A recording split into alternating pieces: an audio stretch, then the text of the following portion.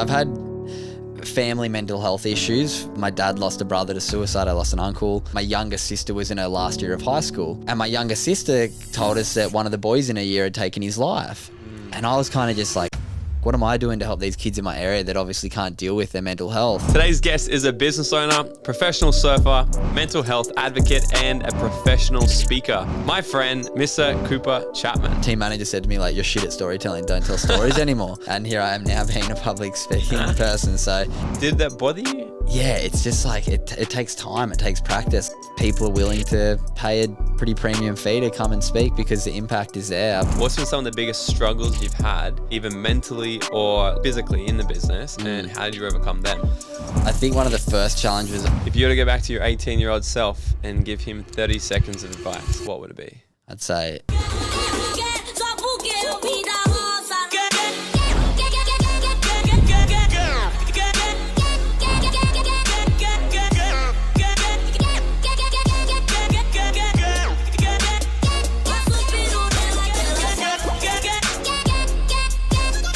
Alrighty guys, today's guest is a business owner, professional surfer, mental health advocate, and a professional speaker. He's spoken in front of and has helped transform the minds and lives of over 25,000 students around Australia with his talks around mental health and how to perform at a high level without losing their mind. After watching his father struggle with depression and the loss of his two mates to suicide, he realized the importance of mental health and mindfulness and started to meditate daily and practice other techniques to help manage his stress and anxiety.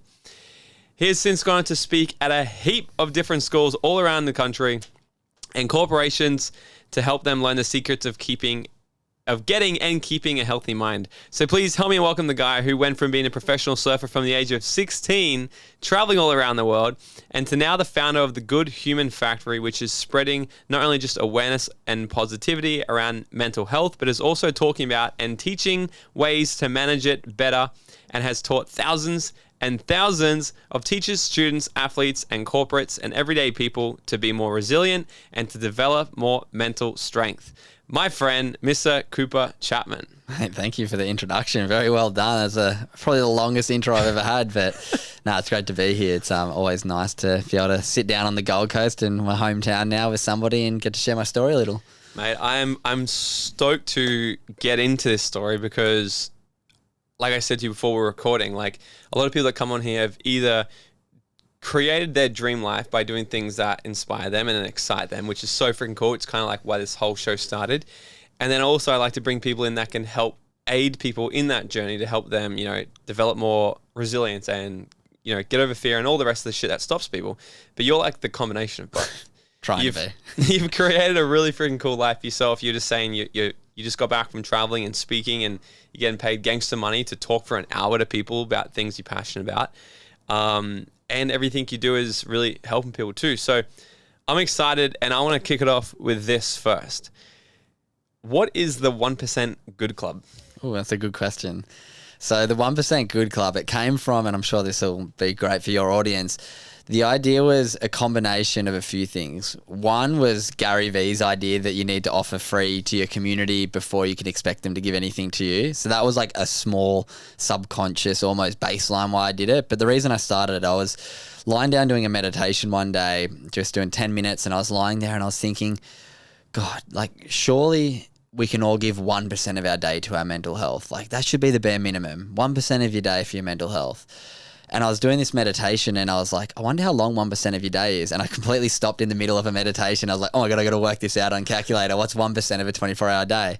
Turns out it's about 14 minutes. So I was like, maybe I can create a space for people to give 1% of their day to their mental health. So I was like, what can I fill in 14 minutes? And I was like, well, I try and meditate every day. I know there's so much great data and science and so much. Whenever you type in anything about mental health, meditation seems to pop up. So I was like, all right, 10 minutes of meditation. What can I do for the other 4 minutes? I was like, gratitude. Gratitude is something that's super important to me and I understand a lot of the science and benefits behind it now. And I was like, all right, 4 minutes of gratitude. There's 1% of your day for your mental health. And I was like, okay, now how do I offer it to an audience? And initially I just put out on my Instagram story, if anyone wants to join one of these groups, I'll add you into a group chat on Instagram, and every single morning I'll send a guided 10-minute YouTube link to a meditation. And every night I post on my Instagram story 3 things I'm grateful for, just 3 things that I enjoyed about my day. And then I send it to these group chats. And that started 650 days ago now, and I haven't missed a day since. And now there's 1,000 members in it from people from all around the world. There's 9 group chats on Instagram with about 100 to 120 in each. And yeah, every day people click the YouTube link, get their meditation, and then every night they write their 3 gratitudes in, and you can sort of read everyone else's gratitudes. And I think in the last 640 days since I've started it, as it's grown, it's been over 300,000 gratitudes written in, which is pretty wild. And yeah, it's been completely free the whole time, and it's just a way for me to build a bit of a community with the Good Human Factory, not make it that it's just like, oh, look at me, come book us to pay to come and speak. It's like, no, let's actually give something that's really tangible and actually helps people in their day-to-day. And also, I think I'm going to butcher this, but I'm pretty sure it's something like you're 800% more likely to maintain a new habit, especially a healthy habit, if you have an accountability group. So that was why the groups were created. And yeah, it's been a pretty spectacular thing watching it. Like I said, over 300,000 gratitudes. It's completely free to join. If anyone's listening right now and they want to join, be a part of that group, you can just send at the Good Human Factory a message on Instagram saying, I want to join the club. And yeah, you get added into groups of 100 people from all strangers around the world, and you can read and send your gratitudes each day and get a little guided meditation sent to you too. That's so freaking cool. Was that where this all kicked off for you? It's like No. Okay, so where did the whole Good Human Factory, you got like clothing label happening now, you've got all these things that are happening. Where did it all start? Okay. Like, how did you start this movement now? I'll give you the inception. So I've had family mental health issues for a little while. My dad lost a brother to suicide. I lost an uncle. And then I watched my dad suffer a little bit throughout my teen years when I was in high school, struggling with a bit of alcohol addiction, bit of depression, anxiety. And I was always I'd almost say fearful that I would go down that path myself, but I was also very fearful to ask for help. And I think a lot of us are. So I was like, well, what can I do? What information can I find to add to my life, not only for my sporting performance, because I was quite curious at that age how I can get ahead of my competition, but also because of this fear of this family history. Maybe I'm going to struggle. What can I add to my toolbox for my mental health? No intention at all of starting a business. Fast forward to, I think it was 2019. My youngest sister was in her last year of high school. Year 12 down in Sydney. I've got 3 sisters, and then there was a day that me, my 3 sisters, mum and dad, were sitting around the dinner table like we do every single night, and my younger sister told us that one of the boys in her year had taken his life. And I was kind of just like, at the time, traveling the world, surfing, living a pretty great life, and it sucked for me to hear that. But as we kind of all do, I kind of posted my Instagram tile, mental health matters, looked up some stats, and life went on. 2 weeks later, she came home and another boy in her year had taken his life. And that was the moment I remember, same thing, sitting around the dinner table. I was just like, this sucks. Like, I'm traveling the world, living this great life. I almost felt this guilt that, like, what am I doing to help these kids in my area that obviously can't deal with their mental health? And at the time, I'd just run a few surf camps for some young kids in my local area to try and fund my surf career because I lost my sponsor. It's a story for another time. And I needed money, so I was like working, doing surf camps, tradie work, everything I could to afford to get to my next event. But then, yeah, when my sister lost that second friend, I'd just run these camps. And in the camps, I'd been doing like 8 kids surf camp, and I'd teach them how to surf. We'd do some skating. We did some like movement in the gym, but we also did some meditation because that was just something that I knew that I benefit from. So maybe they will. After the camp, a lot of the parents said the meditation and visualization exercise I did was the favorite part of the camp for a lot of the kids.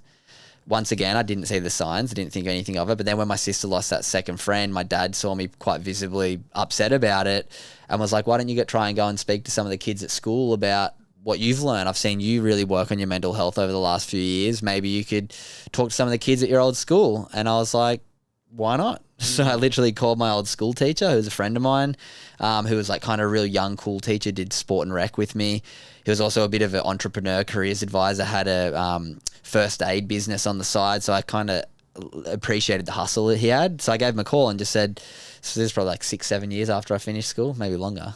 Anyway, and he was like, yeah, let's go have a beer at the pub. Or tell me what you want to chat about. So we had a chat, told him like, I just want to come and talk to the kids. Like maybe I can tell them some of the stuff that I've learnt and it might help them. And he said, Yeah, absolutely. But he also was a person who kind of said to me, there's also some good money to be made in public speaking. There's a pretty big market for that. And I think you'd be great being a young professional athlete still. What is it? Can we talk about that? Because there's speaking, I think, is a raising, it's on the rise of like careers. Like, and I know it's one of the highest paid professions in the world, but what can someone look at if they're thinking about getting to this, like becoming a speaker? What are people getting paid to speak to schools and big corporations and stuff? It's hard. I, to be honest, had no idea at the start that there was like really good money to be made. I've not once been in this to make money. It's been to try and make impact. Yeah. But then I'm also quite ambitious. I want to be successful in life. I looked at going the charity route for a while, but also saw a lot of ceilings that were kind of going to trap me from getting to the growth that I want to get to in life. I also looked at the books and the behind the scenes of a lot of the charities, because you can see all the fun, all the financials online, and there's a lot of them that I was looking at going like, I spoke to more people this year than that organization did, and they fundraised $1.6 million, and their charity is about doing school workshops too. And I was like, it didn't add up to me. So I was like, no, I'm going to run it as a social enterprise. I'll try and build a business that just helps people. But yeah, and then it's an interesting one. I feel like there's two ways that you can go when building a business in speaking. I could start to employ more speakers and keep going at quite a low rate. But the way that I want to see it is to like kind of work less but still have more impact, build bigger audience, that kind of raise my own value. And yeah, now it's at a point where people are willing to pay a pretty premium fee to come and speak because the impact is there. I've gathered the data. I've got the confidence in my own ability now. That was a big one for me at the start, the imposter syndrome of like, who am I to come and talk to these kids? I've never done any formal like psychology degrees. Like I've never done a public speaking course. I actually got told when I was like 17 by one of my team managers for surfing. I went out to dinner and I tried to tell a story to a few of the big execs, and I kind of butchered it and got lost in the middle of the story. And my team manager said to me, like, you're shit at storytelling. Don't tell stories anymore. And here I am now being a public speaking person. So I was told in school as well, when we were picking our career to leave, it was in year 10, right? And they're like, here's the big book, pick your career, what you want to do. And I flick all the way to the back of the book where the highest income was. And I was like, I want to be a mechanical engineer. And they go, you're not smart enough to do that, pick something else.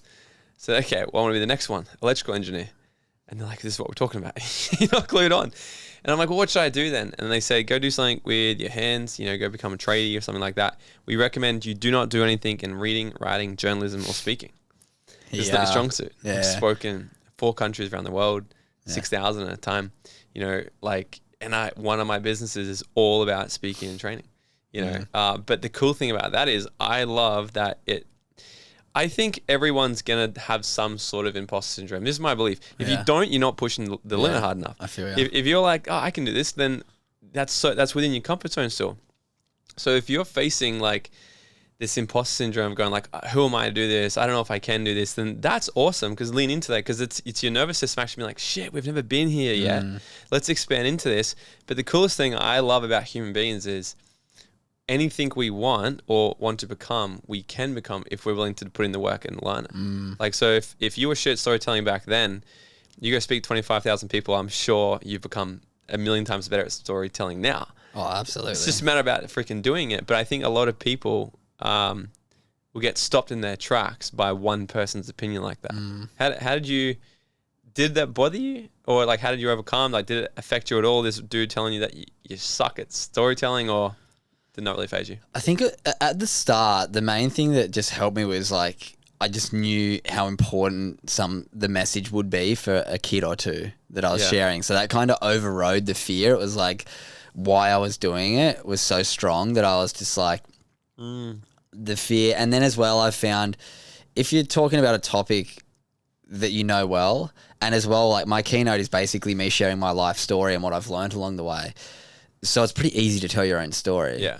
Although it does take, like, I look back to when I first started and it was so bad and, like, I had so many things that I do differently now.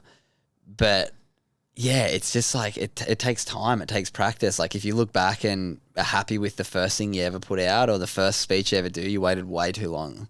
Yeah, that's facts. Yeah. So, okay, so you kind of leaned into, so I'm trying to sort of dissect how you turn this into everything you do. It's like, so you leaned into something. You saw that there was a need in the world, and it was near and dear to you. So it's like passion. And one thing you just said then, like it was your why you were doing it was more important than, I guess, the obstacles. You had people's opinions, the fears, and that. So did you consciously create your why? Did you consciously know like this is what's driving me, or was it something that just sort of came intuitively? I think it was just a balance of like my whole life up to that point. Like I said, I'd watched my dad suffer with mental health. I'd lost an uncle. Then watching my sisters lose her friends. It was like this like perfect storm of this almost guilt that I'd always felt underlying subconsciously of being a professional athlete. Is like, I'm traveling the world, surfing, living the best life. My coaches, everyone around me is trying to help me succeed. Like I felt this almost bit of a selfish endeavor almost.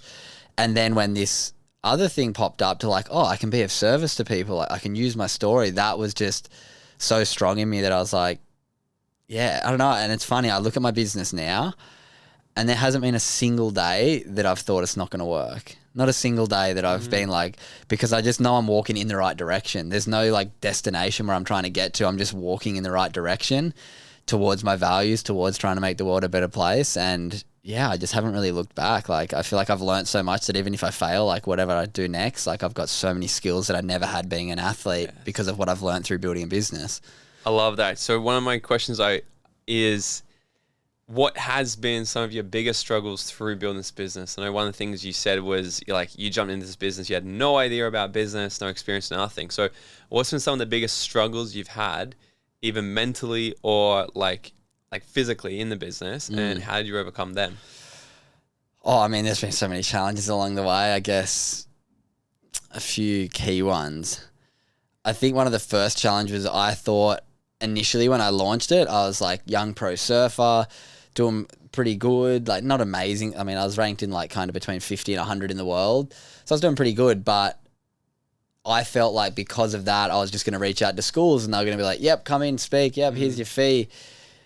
I look back and I wish I did way more for free at the start. Like the barrier to entry to build that credibility was something that took me a while, and I really empathize with other people trying to get into this industry. I had a guy reach out to me this morning. I had a Zoom with him and kind of heard his story, and he wanted to get into doing what I'm doing. And I was like, absolutely go for it. All the best to you. But I had the support and the structure around me of like a brother-in-law and sister. I have a really big profile, a really good deep network of friends, and a profile myself from my professional surfing career to build credibility. So I kind of felt like because of that, it was going to be pretty easy at the start, but I was so wrong. Like it's taken me until really this year for my calendar to look a little bit full. Like for 2 years, it was like, and then on top of that, COVID hits, like when you're trying to run in-person workshops, that diminishes. So that kind of gave me some opportunities to adjust. And I think that's probably one of the biggest speed bumps I ran into, but also one of the biggest opportunities. Like there's been a few things that I've felt like I really wanted to get, and now I'm almost so grateful that I didn't get them. And I'll give you an example of this. I applied for this grant for $50,000 for the New South Wales government to go and do workshops for 5,000 students, about $10 a student. And I ended up missing out on the grant by just a little bit. Like it was a voting system and it ended up being rigged anyway. Someone sent me an email going, oh, this one person who won it, it was like a community grant. The person who won it was doing paid advertising and they weren't allowed to, but then I sent a complaint in and they didn't do anything. And I was pretty bummed about that, and that was pretty disheartening because I was struggling to get any jobs, any work. But then when I offered my workshop for free, people were saying yes. So I was like, well, if the government can give me the money, I'll go and offer it for free. Sweet, I'm on my way. And I missed out this grant because of some dodgy stuff. But then COVID hit like 2 months later, and then I just would have been stuck with like this money that I couldn't actually go and pay myself because I couldn't do the workshops, and I would have been in a pretty sticky situation, and I didn't end up getting it. And then that allowed me, when 2020 came around, COVID hit, I got to kind of adjust the business and build more than being just me going and speaking. That was when I like launched the podcast. That was when I did the merchandise. That's where I kind of started to build other stuff, from like my ambassador program to like doing like mental health tips with different social like influencers. And like I've tried all these different things, and just certain things have now built the foundation that I'm happy with. Yeah, I love it. So one of the things I saw, the stats, right? So the leading cause of death in Australia between 15 and 44 is suicide, which Scary, is isn't it? hectic. Why do you think, because we've got some younger, like from 15, like I can understand, like let's say a 20-year-old, 22-year-old going through life, had a bad breakup, had something happen, all this sort of, but I'm curious on someone who's 15, but why do you think these numbers are so large between this age gap? It's just $1 million question, if I'm being honest. Like, if we could give you the answer, then we could cure it. But I think there's multiple reasons, and I think it's getting harder for young people because, for one, as much as we're more connected than ever, we're the least connected ever. Like, I'm sure most people listening have had a conversation with a 12 to 16-year-old in the last couple of weeks. Look how disengaged quite often they are. And it's really hard. Like, I go and speak at schools all the time, and I'm lucky they do get quite engaged. But yeah, you can just feel that there isn't that sort of connection. I think that's one point, the fact that the in-person compared to over the phone sort of connection they're having with friends. And then I just feel like the school system's really failing us, to be honest. And I feel like most people listening, I mean, at school, we barely get taught anything about our mental health, about emotional intelligence. We don't get taught about how to do our finances, how to organize, our life with taxes and investing and actually building wealth, so we're not living paycheck to paycheck, which I think is one of the major causes of mental health issues, finance issues. Yeah. But then a lot of people say money doesn't buy happiness. Yeah, but it doesn't buy happiness. But you can look at the data behind it. It buys happiness until you get above the a certain line. I think it used to be like 80,000, but I think now it'd probably be more like 150,000. Once you get to that yearly income, then it plateaus out. But until you get to that, which is, I feel like, majority of people, especially people obviously in low socioeconomic places, that's where we're really seeing it. But then the flip side, a lot of suicides are in high socioeconomic status places.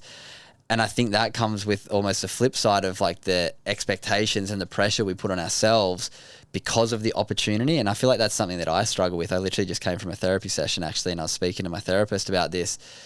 The fact that because I've had such amazing opportunities and resources at my disposal, I almost feel embarrassed if I don't succeed, which I think is something that a lot of people would struggle with, because there is a lot of opportunity for a lot of us. And if we don't maximize, my biggest fear is to not reach my potential. So it's I feel like a lot of people feel like that. So there's the flip side of not having enough and having too much and not knowing how to utilize it. Yeah, I 100% agree, because I used to live in Bali. I'm sure you've been to Bali. You surfed, have you? Yes. You're right? You got it. They're some of the happiest people ever. The Balinese people are some of the happiest, one of the poorest places in the world. I've also been to Fiji, also one of the poorest places in the world, but some of the happiest people I've ever freaking met. Some of the poorest places I've been have had some of the most happiest people, and then some of the wealthiest places I've been has got some of the unhappiest. But this doesn't, I actually believe it doesn't have anything to do with the money, but I 100% agree with you when it's because I've thought about this, I wonder if it's because these people grew up in villages. They're not plugged into social media. They're not comparing themselves to random person in the US with a rented Lamborghini and a fake Rolex. They're not comparing themselves to that. They're just focusing on the culture, themselves, their journey, what they're doing, their family, and they're more plugged in and connected. So have you seen any studies or anything done in terms of the impact of what social media is doing? Not really. It's a funny one. I get asked about it quite a bit, especially from obviously teachers and parents, about kids with social media. I haven't done too much research into it. I don't know if there is too many really good studies about mental health, because you got to remember a lot of the research is funded by the tech companies, so they don't want. I think there was some research about. I'm going to butcher this, but look it up yourself. There's something about Facebook or Instagram feeding girls pictures of good-looking girls through the algorithm, but it's that's one of the most detrimental things, this comparison thing. And one of the worst things we can do is compare up. We very, very rarely compare down. We're only ever comparing up, which I think ambition's great.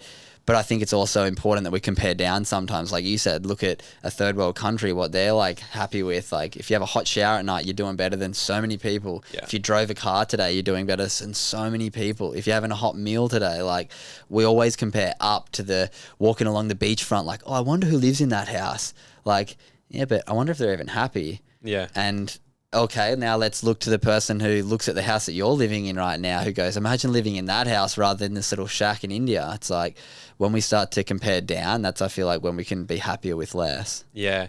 I was literally having this conversation with my girlfriend last night. I'm saying, because most entrepreneurs, I saw a study the other day that I might butcher this. I think I have it written in my phone. No, I'll try to remember.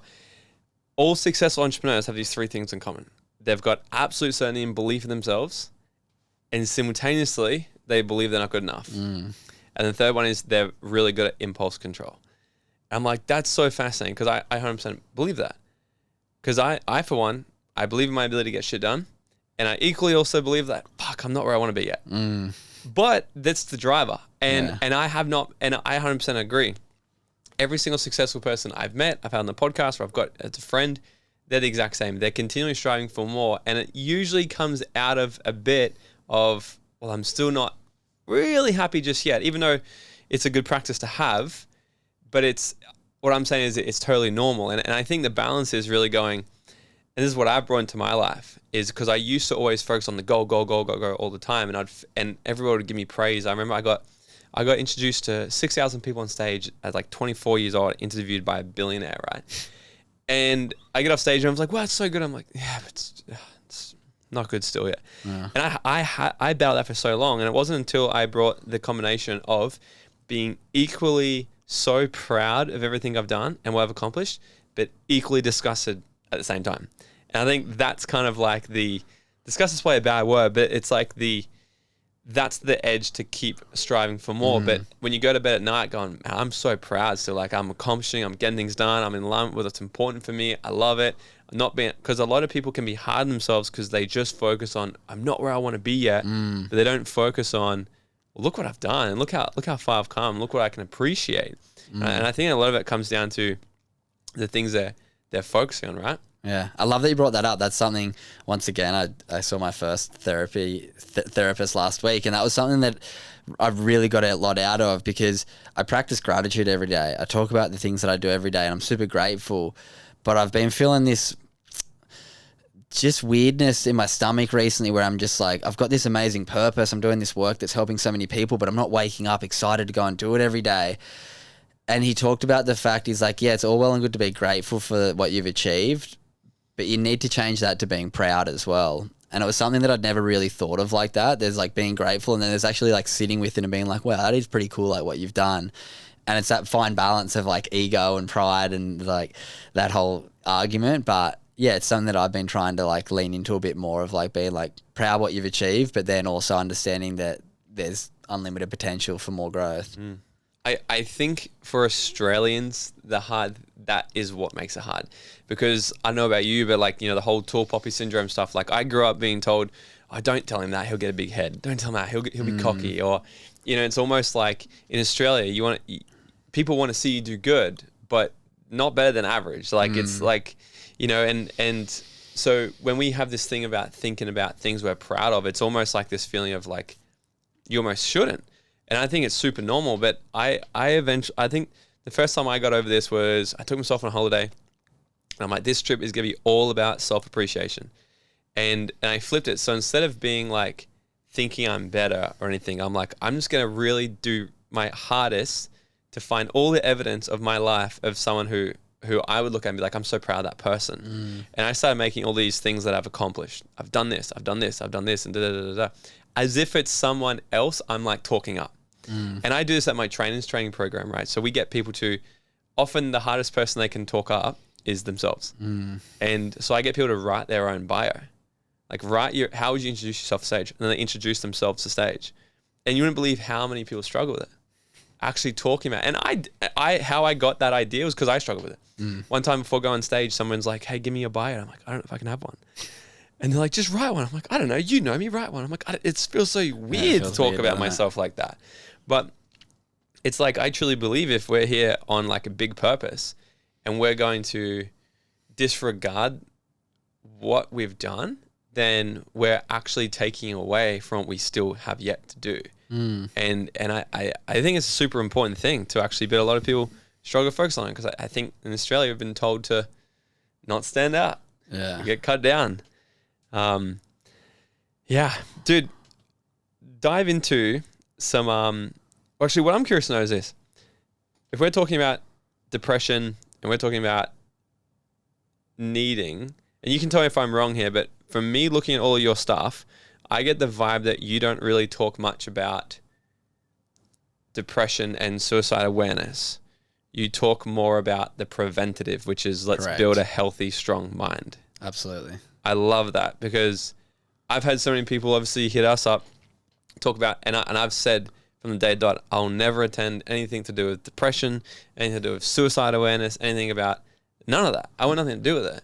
But I'll build a massive educational platform to teach people how to become the best versions of them to prevent this. So talk. My reason for doing that is because what you focus on, you're going to get. So if we focus on more of that, I think it actually builds a community of people who are depressed and they all come and trauma bond together and they'll never actually want to change their identity and move from that because they're scared to move out of the pack. Why do you focus on the preventative versus talking about it all? What's up, Dream Nation? Have you ever wondered how far ahead your life would have already been if you had got access to this type of content at a younger age? Look, this is why I need your help. I'm trying to build the #1 personal development platform out there to teach you guys the tips, tricks, and attitude of what it takes to live your dream life and to bring the type of education that we all wish we had in school. This show only grows by word of mouth and new subscribers, so it would mean the world to me if you could smash that subscribe button right now, leave us a 5-star written review or drop a comment below and share this episode with a friend. I would be forever grateful. All right, now let's get back into this episode. So there's a couple definite reasons why I do that.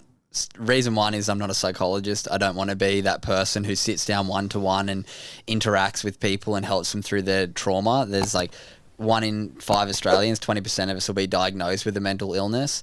But we generally forget to communicate to everyone that 5 in 5 of us have mental health. Everyone has mental health, and we all need to do some stuff to take care of it. Doesn't matter if you have mental illness or not. There's this spectrum with 20% of us down one end, but we all fluctuate, all of us, the whole way.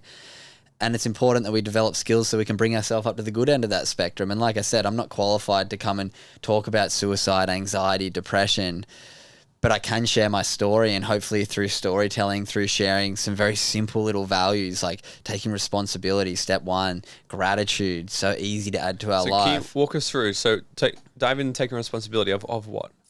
Taking responsibility of our mental health, realizing we can choose to be the victim or the hero of our story. And the two kind of steps I talk about is the fact that first is awareness that we do have a choice. We can choose to be the victim or the hero. As much as we hate to admit it sometimes, we're the ones who can take responsibility and move ourselves forward, or we can stay in the same spot. So step 1, when I do my keynote, is talking about responsibility. You can either choose to be the victim or the hero. And we have to take responsibility for our own mental health. We all want to play the blame game, but I like to look at it like maturity is when you stop blaming. Maturity is when you start to take a bit of responsibility. So step 1, like you can't help someone who's not willing to be helped. Doesn't matter if you see the best psychologist in the world. If they say, all right, this week I need you to go and meditate for 10 minutes a day and I need you to practice gratitude for 4 minutes each night, and you don't do it, you come back next week, do you think anything's going to change? Absolutely not. So it comes back to us having to take responsibility. So I kind of will run through my workshop because this is what I talk about every day. This is why I do it, because I used to base my whole identity was Cooper the pro surfer. And when I wasn't achieving what I wanted to, because I went from a top junior to like middle of the pack open, my mental health declined and I was like struggling. And my sports psych said to me, he's like, mate, I want you to stop basing your self-worth and identity on your surf career, because there's going to be a day that you're not going to be a pro surfer, and there's going to be events, most events you're not going to win. So what do you do those? Just be down on those days. He's like, I want you to start basing your self-worth and your identity on how well you can live to your values. And I was like, oh, okay. So that's what sort of sent me on this path to find my values. And then it just worked out perfect that I've got a business now where I get to share it. So yeah, I talk about responsibility, gratitude. It's such an easy one that most of us aren't doing. Empathy. Is there any practices you do, like when we're talking about gratitude, right? Yeah. Is it just writing it down? No. Or like, so how, because I'll even be guilty of this. Some days when like I wake up like, fuck, I gotta write my fucking gratitude. There's literally some days where I'm like quickly just write down, and then I'll walk away and I think to myself, what did I write down? I'm like, I can't even remember.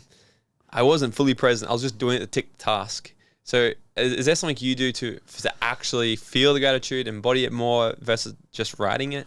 Couple things. I actually learned this one. I'm going to steal it from a friend of mine, Sienna Earp. She's a guest on my podcast, and she said there's a difference between a habit and a ritual. A ritual is when we do it with intention.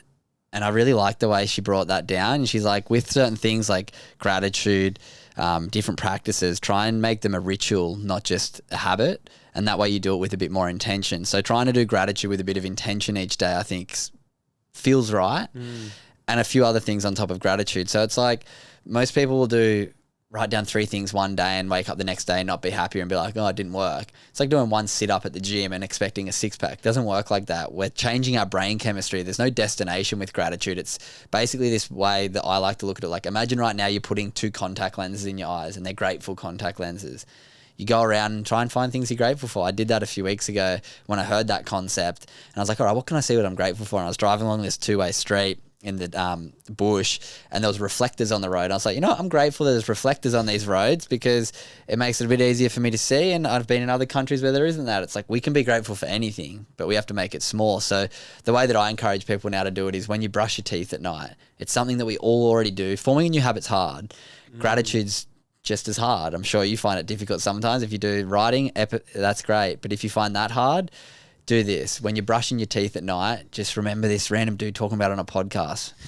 What are 3 things that I enjoyed about my day? What are just 3 things while I'm already brushing my teeth? That's my reminder. It's called habit stacking. I'm sure you've read James Clear's book, Atomic Habits.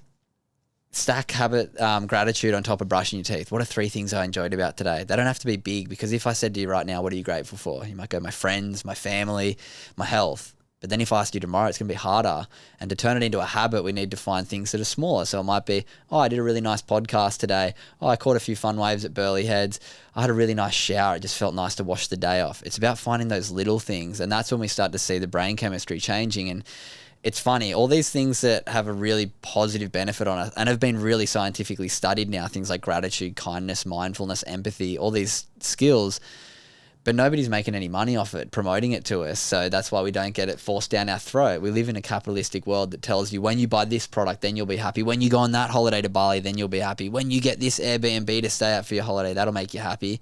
It's all wrong. When we start to question that and go, wait a second, the science shows that people who practice gratitude, practice kindness, practice mindfulness, statistically are happier than people who don't. But most of them aren't willing to dedicate a little bit of time each day to these things. I was going to ask you, how does somebody know when they should start putting this stuff into their day? And I know the answers are going to be right away because it's about, preventative. But how about someone listening to this that may be thinking like, am I struggling with my mental health or am I not? How does somebody, are there any signals, warning signs that someone can, if they're listening to this, be like, shit, I actually do that. So then they could maybe pay more attention to this. Does that make sense? Yeah, I think I know what you mean. I think, like I said, I'm not a psychologist, so I'm definitely far away from trying to diagnose anyone. I just know that all these things that I've tried to add into my life have benefited my life, and a lot of literature behind it proves it. So I just try and be a conduit of information. Like the tagline and the vision and the mission statement of the Good Human Factory is just connecting curious minds with simple mental health strategies. A lot of these things are super easy to do, but they're just not getting pushed to us by the mainstream. They're all things that we've all heard about, but it takes a bit of, a bit of work to do these things. So it's just trying to encourage as many people to just add it to their life. It's like, sure, you might not be struggling. It's not about whether, I'll just do it when I'm struggling. It's like, no, let's build these foundational skills in our life that just make us happier and better people. When we're practicing gratitude, it just makes us happier each day. Yeah. When we're practicing mindfulness, it makes us more present. Our connections with people are better. We look into people's eyes. And these are all things that I struggle with. I make out like I'm this saint, but I struggle with every single one of these things every single day. But I know when I'm doing them, I feel better. So I just try and encourage people to try and find what works for them. You might not like the things that I do, but yoga might be good for you. Going for a walk might be good for you. But it's just important to build those certain things that we know make us feel good into our daily and weekly habits. Yeah. And there's been lots of things that I've brought in to my day. I'm building 2 companies right now.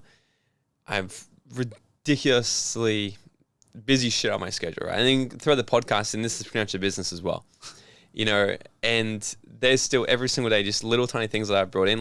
I'll actually pencil in time for lunch, because there used to be days where I'd get to 4:00 in the afternoon and go, I'm pretty hungry. When's dinner? And I'm like, oh, fuck, I didn't even eat today. That's why. So now I actually pencil in lunch, and on lunch, I'll sit and just watch a YouTube video, or I'll do something it's not working. So I used to multitask. So I'm like, I'm just going to do more and more and more. And one thing I really learned a few years ago was actually the less I do, the more impact I'll have, the more income we'll make. And I've seen this time again. And I even changed the mantra in my head to the less I do, the more I make. And it's just happened over and over. And I think it's because now when I work, I'm not only more productive, I'm more focused, but I'm actually more happy to work versus getting to the headspace of like, oh, I've just got to, the whole grind culture. Yeah. You know, like I don't grind, I don't hustle, I happily achieve daily. And I really enjoy a really high productive day where I can go to sleep and I'd be like, I got so much done, but it's never at the cost of me slipping. Like I find my limit. And there's been days where I'm like, this is not good. And it's usually they only happen if I don't give myself at least one day off a week or within every couple of weeks. Right. And I find if I give myself those little times like that to probably kind of fill up where it's not this hyperactive, you know, I've got to get stuff done where I can just enjoy and be. How do you go on your day off though? Are you thinking about work all day? Yes. I find it so hard. Oh, it's impossible. Hard. Yeah. But like, I've got to make sure it's a very, it depends. Depends on what we've got on. Like if I've got, like right now we've got Dreamfest coming up. It's the only thing on my mind. You know, we're doing lots of other things. So I try to be mindful. If it's on my mind, I don't be hard on myself for it. Because it helps me get creative. I'll get ideas. I'm like, oh, sweet, awesome idea. And I'm not hard on myself for that. I'm like, sometimes my girlfriend, she might be like, you know, like I don't ever stop thinking. Yeah, but I don't apologize for it because I'm obsessed on it. I love what I'm doing. And if I can get ideas, but I think where the problem is if I can't be present doing things that I'm actually doing. So if I'm going for a walk with her along the beach and the only thing I can think about is work, that's a problem. If I can't just be there and focus on doing that and enjoying that, then that's the problem. But if I'm walking and we're enjoying and we're talking, I get an idea and we start talking about it because it's exciting, then I think that's awesome. I think that's a good sign that you're living a life on purpose. But it's like if I'm trying to check out of here to go somewhere else, which I used to do when I lived in Bali, I would be working 12-hour days and all I'd think about is I just want to go to the beach. But then when I'd be at the beach, I'd feel guilty for being at the beach. Fuck, I should be working. Yeah. So it wasn't until I gave that real balance. No, I get so many similarities, like same thing. But I bet you like you walk with your girlfriend and you're still like thinking about that, and then you bring up an idea that it's like, I find that really hard too. And it's like, I'm trying to find that balance of like making sure her ideas are spectacular too and giving her the time of the day to express them. And I heard something recently and I love this especially, and I'm sure you're going to love this too. For somebody who is doing a lot, achieving a lot, we forget this sometimes, but I heard this quote from Ben Crow on the Imperfects podcast the other day, and he said, be interested, not interesting. And when I heard that, I was like, fuck, there's so many conversations I have with people that are about me and what I'm doing because I'm so excited to share it and people are excited to hear about it because it is some really cool stuff. But I got to remember to be interested, not interesting. Yeah, it's that I learned that a long time ago. It's like the number one, I think, how to win friends and influence people. It says the number one favorite word everyone loves to hear is their name. And people never remember what you say to them. They'll remember how you made them feel. And I've always focused on like, if I talk about other people and get curious on them, it's like, that's helped me develop good relationships and stuff. But I think everybody does it because everyone loves to talk about them. Yeah, exactly. That's the thing. Dude, on the topic of mental toughness and resilience, what are some things people can do daily to develop more mental resilience specifically? Because if they're on an entrepreneurship journey and all day they're just like, so I don't want people to leave here and just be like, oh, I'm just gonna be more grateful and slow down and do nothing in my life. So they've got to sort of couple it together, right? So how can they build this more resilience along their journey? Oh, it's a hard one. I'm not like a resilience coach at all, but I think for me, one of the main things that I've really been focusing on lately is to not be like too hard on myself, especially with what I'm building, like knowing that, like learning that I don't need to be good at everything. And because of that, it's given me just this mindset that's a lot more like free flowing and a lot more adaptable, that when I fail at something, I don't go hard on myself and feel real down. I'm like, all right, how can I adapt and shift? I think just that like malleability and being able to move and adjust quickly has been something that's like allowed my resilience, like knowing like at the end of the day, we're just like stardust floating around in a rock. It doesn't really matter. Like nothing really matters. Yeah. And that's something that kind of gives me like a bit of drive, just being like, oh, well, like, may as well do our best with what we've got. Like, if you fail, like, try something else. So, yeah, I don't know. It's kind of grown as well. Coming from an athlete background, it's so different, but it seems so much more forgiving failure in building a business, because I fail, I pivot, I fail, I pivot. It's great, I learn. Whereas you fail in a sport and it's final, like, until the next event, it's like a lot harder to pick yourself back up. So I've found in business it's just fun because I've got no expectation. I know I've got no education. I've got no training really in anything that I'm doing. So I'm just really enjoying the journey. Like, the way I look at it right now, and I talk about this sometimes, is the fact that I look at myself like I'm a third-year apprentice at what I'm doing, and the business is going to do like over 250 grand this financial year. And it's like, I've built this from nothing in 2 years. Like, you'll work it out. Like, just keep making mistakes, learning, being open to learning, and not thinking you know everything. Like, that's something, like, coming into this, I've just been the biggest sponge. Like, all right, who can I learn from? Who can give me advice? What book can I read that might inspire me? And yeah, like I said before, just keep moving. It's like finding the direction of the compass that you want to head. And then for me, resilience has been easy. Once I found that why, like, it doesn't even feel like resilience. It's like, no, I know I'm like walking this way no matter what. So if I'm going that way, I'm going to find a place that's healthy and happy. I love it, man.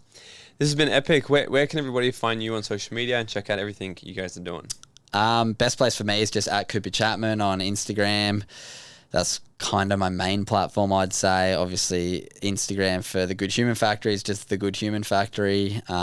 Website, thegoodhumanfactory.com, learn about our merch and workshops and podcasts and everything else that I've kind of, like, it's funny, we barely even touched the surface of a few of the other things I actually do. But yeah, check out the website. You can learn all about it. TikTok's just Cooper Chapman. That's where a lot of my content goes as well. But yeah, reach out. I'm always open for a chat. Love it. Open to give advice or hear some stories of your journey as well. So reach out. Love it, man. All right, to wrap this up, I got a final question. Let's do it. You ready? If you were to go back to your 18-year-old self and give him 30 seconds of advice, what would it be? Oh, I literally got asked this by my therapist like an hour ago. It's funny. If I could go back to actually it was different. She said, what would your 45-year-old self say to your 28-year-old self right now? Anyway, a bit different. So what would my 18-year-old self, what would I say to my 18-year-old self if I had 30 seconds? I'd say everything's going to be okay. Be kind to people. And the act of confidence comes before the feeling of confidence. That's something I learned like when I was 25, and I wish I learned it earlier. So there you go. Thank you so much for listening. And if you got value from this episode, it goes such a long way. If you can just take 20 seconds of your time, leave me a 5-star rating and written review, then screenshot this episode and share it to your story. And make sure you tag me for that shout out. And until next time, guys, go out there and dream out loud.